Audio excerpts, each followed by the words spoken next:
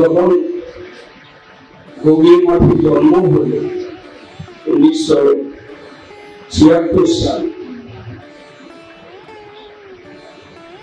তখন বাইরে থেকে বুঝতে পারি নাই যে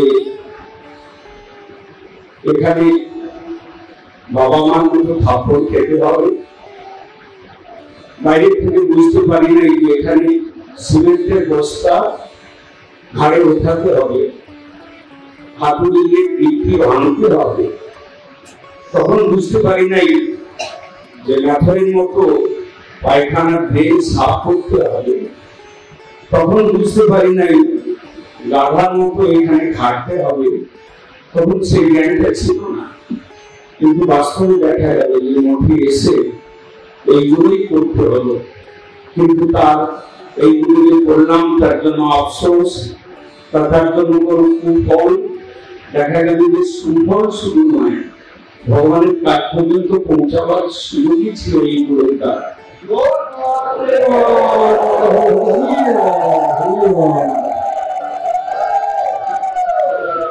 যিনি শিক্ষাগুরু রূপে ইনচার্জ ছিলেন, তিনি পিঠে 3-4টা চপাটাঘাত করলেন, চপেটাঘাত।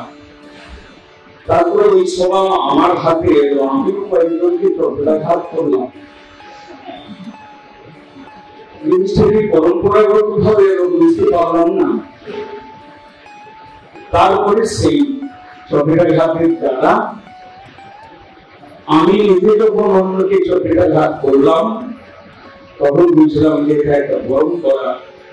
শাসন না থাকলে মায়ার লাথি খাওয়ার যারা এই সংসারে ভোগ রাজ্যে কর্মমার্গে রয়েছেন, তারা নিত্য মায়ার লাথি খাচ্ছেন।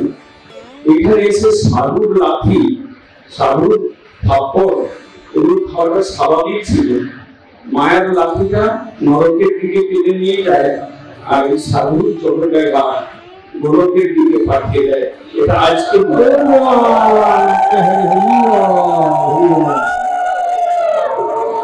বুঝতে পারলাম। এটা অনেক সেই সময় হয়তো মন খারাপ হচ্ছিল, কিন্তু আজকে বোঝা যাচ্ছে।